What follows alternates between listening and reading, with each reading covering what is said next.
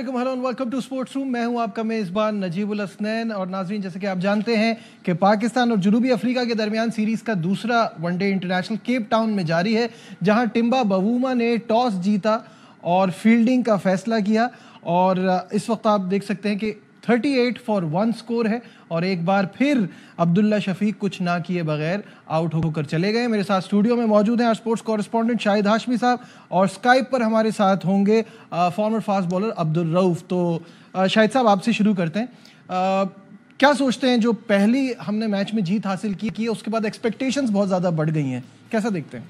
बिल्कुल ऐसा ही होता है। और पाकिस्तान टीम अगर रेगुलर अच्छा खेलना शुरू कर दे, कंटिन्यूसली एक ही तरह का खेलना शुरू कर दे, तो फिर पाकिस्तान टीम कहाँ रहेगी? हाँ, अगर ऑस्ट्रेलिया वाला पहला मैच जीता होता, जिम्बाब्वे वाला एक मैच जीता होता, तो आज हम 8वां मैच लगातार जीतने की पोजीशन में होते। तसलसल चाहिए पाकिस्तान की टीम को, एक दिन अच्छा एक दिन बुरा नहीं होना चाहिए। आज पाकिस्तान पहले बैटिंग कर रहा है, आज पाकिस्तान फिर ओपनर पहला जल्दी आउट हो गया जी। लेकिन साइम, बाबर और फिर ज़ाहिर रिजवान आएंगे और सलमान आगा पहले मैच का उनके पास कॉन्फिडेंस भी होगा, तो अच्छा बड़ा स्कोर करना चाहिए। 290 300 क्रॉस करेंगे तो अच्छा होगा, इसलिए कि तेज पिच है, इस पे गेंद लगेगी तो चौका जाएगा। बिल्कुल। रऊफ, कैसा देख रहे हैं पाकिस्तान टीम का आगाज कैसा हुआ है और पिछले मैच से जो कॉन्फिडेंस मिला है उस पर क्या सोचते हैं? लेकिन मेरा ख्याल है कि बहुत ही आउटस्टैंडिंग पाकिस्तान को विक्ट्री थी। और बड़ा मुश्किल होता है जो साउथ अफ्रीका का टूर होता है पाकिस्तान टीम के लिए, या ऑस्ट्रेलिया का टूर होता है, बल्कि ना सिर्फ पाकिस्तान बल्कि सब कॉन्टिनेंट की किसी भी टीम के लिए बड़ा मुश्किल होता है वहां पर परफॉर्म करना, और खासकर बैट्समैन के लिए। मगर इस तरीके की शानदार साइम अयूब ने इनिंग खेली है, वो बहुत ही एक रिमार्केबल आप उसको इनिंग कह सकते हैं। और मेरा ख्याल है कि उन्होंने उसको पाकिस्तान की जो चंद एक बेस्ट बैट्समैन है उनकी तरफ में लाके खड़ा किया, क्योंकि बड़ा मुश्किल होता है अर्ली एज में, बिल्कुल जब आप अपने कैरियर के बिगनिंग में हो तो आप जाकर यहाँ सब कॉन्टिनेंट में तो आप स्कोर कर लेते हैं, श्रीलंका में, पाकिस्तान में, बांग्लादेश या यूएई की पिचेस पर, जो कि निश्चितन बहुत ही आसान होती हैं और स्पिनर्स को सूट करती हैं। मगर जैसे ही आपके एस्टेब्लिश बैट्समैन भी अगर साउथ अफ्रीका या ऑस्ट्रेलियन की सॉइल पे जाते हैं तो वहां पे वो स्ट्रगल करना शुरू हो जाते हैं। मगर ये मेरा ख्याल है कि बहुत ही ब्राइट फ्यूचर है साइम अयूब का। जिस तरह उन्होंने ऑस्ट्रेलिया में एक 82 रन की इनिंग खेली थी, फिर अभी 20 में उन्होंने 98 रन किया, फिर इसमें सेंचुरी, तो मेरा ख्याल है कि बहुत ही एक ग्लिटरिंग फ्यूचर है उनका। और उसके बाद एक पॉजिटिव चीज पाकिस्तान क्रिकेट के लिए ये है कि जो पाकिस्तान के टॉप 2 बैट्समैन थे, जिसमें रिजवान या बाबर आजम है, उनका फेलियर हुआ, वो स्कोर नहीं कर सके। मगर नीचे से 2 यंगस्टर्स हैं, जिस तरह साइम अयूब है या आगा सलमान, जो कि काफी अर्से से आउट ऑफ फॉर्म थे, उन्होंने आगे पाकिस्तान की बैटिंग को स्ट्रेंथन किया और वो मैच जीतने में कामयाब हुए। तो ये चीज आपको एक बहुत ही ज्यादा बूस्ट देती है कॉम्बिनेशन जो आपकी टीम का, और विनिंग मोमेंटम की तरफ आपका एक स्टेप फॉरवर्ड होता है। बिल्कुल सही है। एज वी स्पीक एक और बाउंड्री लगाई है साइम अयूब ने, और कीपर और फर्स्ट स्लिप के बीच में से काफी लकी रहे वो इस बार। तो 44 फॉर 1 ये पाकिस्तान का स्कोर है। मैच आपको हम साथ साथ दिखाते भी रहेंगे, इस पर बात भी करते रहेंगे। लेकिन आज की बड़ी डेवलपमेंट, आज की बड़ी खबर, आईसीसी ने बाज़ाब्ता तौर पर ऐलान कर दिया है चैंपियंस ट्रॉफी का हाइब्रिड मॉडल मंजूर हो गया है। जो पाकिस्तान चाहता था वही चीज़ है कि अगर भारत यहाँ खेलने नहीं आता, हमारे मैचेस भी न्यूट्रल वेन्यू पर ही होंगे। शाहिद साहब यहाँ मेरे साथ मौजूद हैं। आज ये खबर सबसे पहले आपने ब्रेक की, सुकून आया है कुछ, क्योंकि बहुत दिन से हम सब बड़ा एंटिसिपेट कर रहे थे कब होगा, क्या होगा। इसको पीसीबी वाला नाम दें, partnership and fusion formula. Hybrid model तो वही एशिया कप वाला पुराना हो गया, और उस वक्त चेयरमैन भी दूसरे थे, अब चेयरमैन भी दूसरे हैं, तो partnership and fusion model approve हो गया। मेरे हिसाब से मिलियंस ऑफ वो फैंस जो इंडिया में पाकिस्तान को देखना चाहते हैं, मिलियंस ऑफ वो फैंस जो पाकिस्तान में इंडियन प्लेयर्स को देखने चाहते हैं, उनके लिए एक बहुत बड़ा लॉस है कि अब ये न्यूट्रल वेन्यूज़ पर होंगे। टिम्बकटू या कोलंबो या कुआलालंपुर, किसको इंटरेस्ट है पाकिस्तान इंडिया का मैच देखना? यही मैच अगर लाहौर में हो, यही मैच अगर अहमदाबाद में हो, तो क्या ज़बरदस्त बात हो। और अब जिस तरह हमारी हुकूमत अच्छी तरह आगे बढ़ रही है, मईशत भी अच्छी हो रही है, हालात भी अच्छे होने चाहिए, तो हमें पॉलिटिकल टेंशन जो इंडिया से वो ख़त्म करनी चाहिए। और उसके लिए सबसे पहला कदम जो क्रिकेट की तरफ उठाएं कि भाई आप चैंपियंस ट्रॉफी में नहीं आए, चलें अब मट्टी पाओ, किस्सा ख़त्म हो गया। आगे के लिए 2025, 2026 आगे के सालों के लिए उस जनरेशन Z को, उस जनरेशन X को, जनरेशन Y को क्यों हम डिप्राइव कर रहे हैं? कि वो अच्छे प्लेयरों को पाकिस्तान में अपनी आंखों के सामने और अपने अच्छे प्लेयरों को इंडिया में अपनी आंखों के सामने देखना चाहते हैं। बिल्कुल सही है।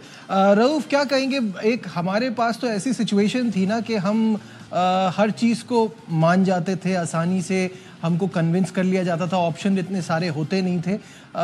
लेकिन इस बोर्ड ने, इस चेयरमैन ने कम से कम ये केस पुटअप किया आगे तक, और बज़ाहिर इस वक्त तो ये नज़र आता है कि ये पाकिस्तान की जीत है। क्या कहेंगे? देखिए, मेरा ख्याल है कि जो पाकिस्तान का पेश करता हाइब्रिड मॉडल था एशिया कप पे, उसी का तसलसल पाकिस्तान ने बरकरार रखा और इंडिया भी अपनी हटदर्मी पे कायम है। और मेरा नहीं ख्याल कि कोई ऐसी रीजन थी कि सिक्योरिटी का इशू या दूसरे कंसर्न थे जिसकी वजह से इंडियन टीम पाकिस्तान का टूर ना करती। मेरा नहीं ख्याल कि जब वर्ल्ड की जो टॉप टीमें हैं, जैसे ऑस्ट्रेलिया है, इंग्लैंड है, आपकी वेस्ट इंडीज और न्यूजीलैंड की टीमें हैं, वो यहाँ पर टेस्ट सीरीज कम्प्लीटली खेल कर जा चुकी है और कोई उनको सिक्योरिटी के नहीं है, कोई सिक्योरिटी कंसर्न नहीं था। तो मेरा ख्याल है कि इंडिया अगर पाकिस्तान आ जाता तो कोई मुजायका नहीं था, मगर वो अपनी हटदर्मी पे जब उन्होंने इसको इन्वॉल्व किया है, और सिर्फ पाकिस्तान में वो स्पोर्ट में ये पॉलिटिक्स को इन्वॉल्व नहीं कर रहे, बल्कि आपने देखा होगा कि एशिया कप पे राणा तुंगा का भी बड़ा स्ट्रिक्ट स्टेटमेंट सामने आया था जब उन्होंने जेशा पे बहुत ज्यादा तनकीद की थी, जब इन्होंने एशिया कप पे पाकिस्तान और इंडिया के मैच पे एक एक्स्ट्रा डे रखा था, जबकि श्रीलंका जो होस्ट कर रहा था एशिया कप को, उसको इन्होंने एक्स्ट्रा डे नहीं दिया था। तो उससे उन्होंने कहा था कि इनकी बेजा मुदाखलत श्रीलंकन क्रिकेट को तबाह कर रही है।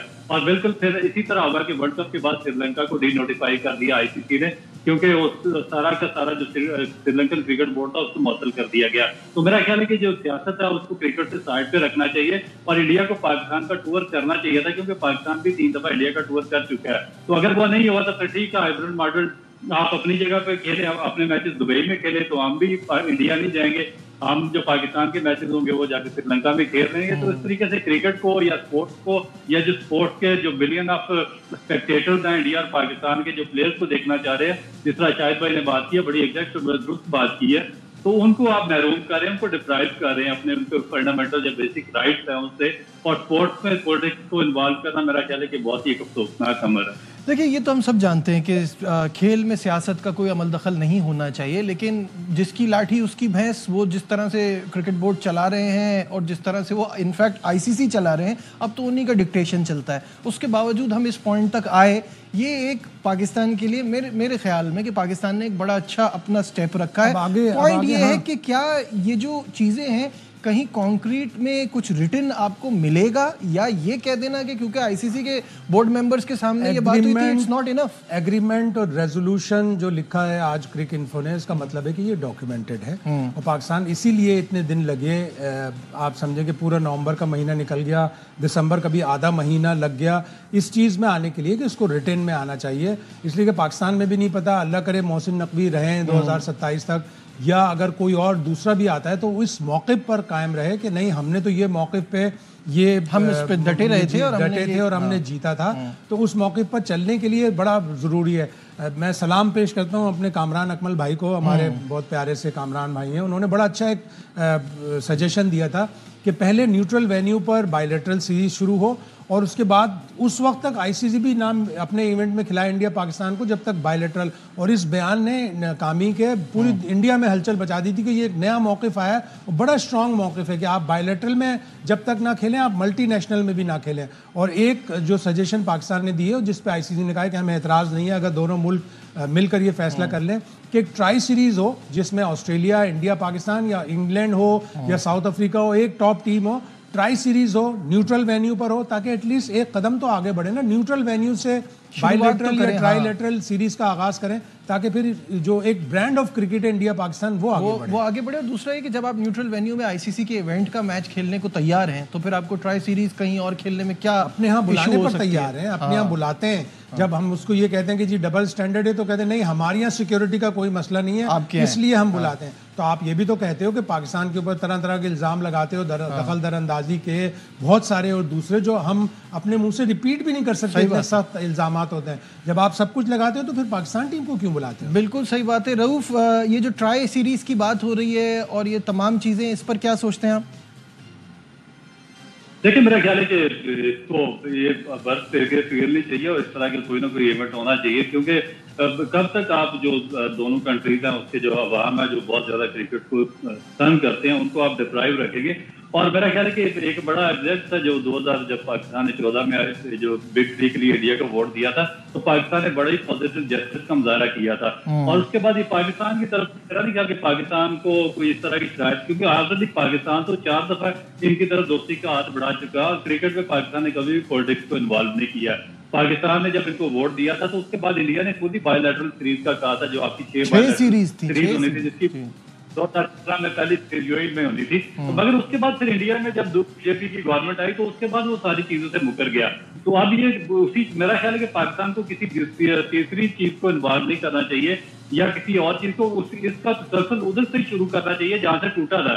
क्योंकि अगर पाकिस्तान को मेरा नहीं ख्याल कि अब एक स्टेप बैक जाने की जरूरत है, पाकिस्तान को उसी अपने स्टांस पे खड़ा रहना चाहिए, क्योंकि पाकिस्तान को वो मुतालबात जिस पे पाकिस्तान ने 2014 पे स्टैंड लिया था और जिससे पूरी दुनिया के सामने पाकिस्तान और इंडिया का जो एमओयू था वो साइन हुआ था, तो उसमें मेरा ख्याल है कि पाकिस्तान को आगे इंटरनेशनल क्रिकेट काउंसिल को गारंटर बनाना चाहिए कि ये जो तसलसल टूटा था इंडिया को वहीं से उसको शुरू करना चाहिए। पॉइंट बहुत अच्छा है, लेकिन मेरा सवाल वही है शाहिद साहब कि अगर वो अपनी बात से मुकर रहे हैं, ये उनका कसूर नहीं है। आपने कोई चीज़ सही से रिटर्न में नहीं ली, आपके पास पूरी डॉक्यूमेंटेशन होनी चाहिए थी जिसकी बेस पे आप अदालत में भी गए थे, वहां पे भी आपको नुकसान उठाना पड़ा, तो आपने कुछ लिया ही नहीं था ना। ये भी हमारे यहाँ सबसे मेन चीज यही हुआ ना कि एक बोर्ड चेंज हुआ, दूसरा बोर्ड आया। मुझे अच्छी तरह याद है शहरियार साहब मरहूम, वो बड़े डिप्लोमेट थे, उन्होंने कहा मुझे डिस्प्यूट रेजोल्यूशन कमेटी में जाने का फैसला दुरुस्त नहीं लग रहा। फिर उसको स्टोरी को सही करवाया गया, फिर नजम सेठी साहब ने कहा नहीं ये स्टोरी उन्होंने नहीं कही, फिर वो स्टोरी सही करवाई गई। तो शहरियार साहब भाप गए थे कि पाकिस्तान नहीं जीत सकेगा, इसलिए कि उसकी डॉक्यूमेंट की कोई लीगल वैल्यू नहीं थी, कोई लीगल वैल्यू नहीं थी। और जब नहीं करवाया तो उसके बाद आपको वो हुआ। पाकिस्तान ने तो हर लम्हे पे आला ज़र्फ़ी का मुजाहरा करके हमेशा ऑप्शंस दिए। पाकिस्तान ने तो इतना बड़ा ऑप्शन दिया था, इससे अच्छा ऑप्शन हो ही नहीं सकता कि जी आप अमृतसर में रहें, मैच खेलें, ओवरनाइट स्टे ना करें, घर चले जाएं, फिर आएँ, फिर अपना और 2-3 दिन आप अमृतसर में भी स्टेडियम है, आप अमृतसर में प्रैक्टिस करें। और एक सजेशन जो बहुत अच्छी आई थी सोशल मीडिया पे, उसके ऊपर भी अमल करना चाहिए कि आधा ग्राउंड वाघा पे इंडिया में और आधा ग्राउंड पाकिस्तान में हो, इंडिया के फैंस उधर खेलें, पाकिस्तान के फैंस इधर खेलें। तो एक ग्राउंड बनाने की तरफ इस तरफ भी तवज्जो देनी चाहिए। वाघा पे बड़ी फील्ड है, बड़ा ग्राउंड है वहाँ मौजूद। बिल्कुल सही है। यहाँ लेते हैं एक छोटा सा कमर्शियल ब्रेक, डिस्कशन को बढ़ाएंगे। पाकिस्तान का मैच भी जारी है, इस पर बात होगी, कहीं मत जाइएगा। Will be right back.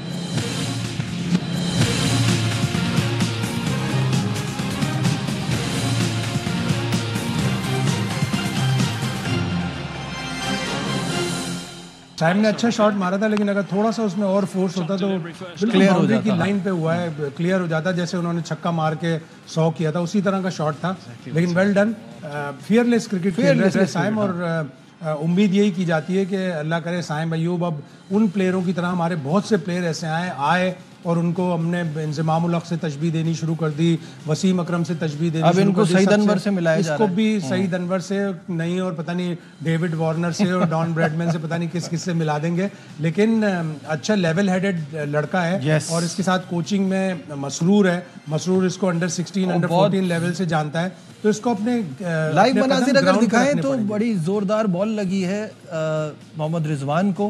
अब वो जो सेफ्टी के रूल्स हैं उसमें एक ब्रिटिश स्टैंडर्ड का हेलमेट है, अगर आप 2 दफ़ा वो हेलमेट नहीं लगाएंगे, आपके ऊपर मैंडेटरी नहीं है कि लगाएं, लेकिन आप 2 दफ़ा पकड़े गए नहीं लगाया आपने और तीसरी दफ़ा तो आपके ऊपर मैच का फाइन भी हो सकता है, मैच का बैन भी हो सकता है। तो आईसीसी ने रेगुलेशन रखी है कि नेक के अराउंड में सारी सेफ्टी होनी चाहिए, इसलिए कि फिलिप ह्यूज को नेक की जी बिल्कुल।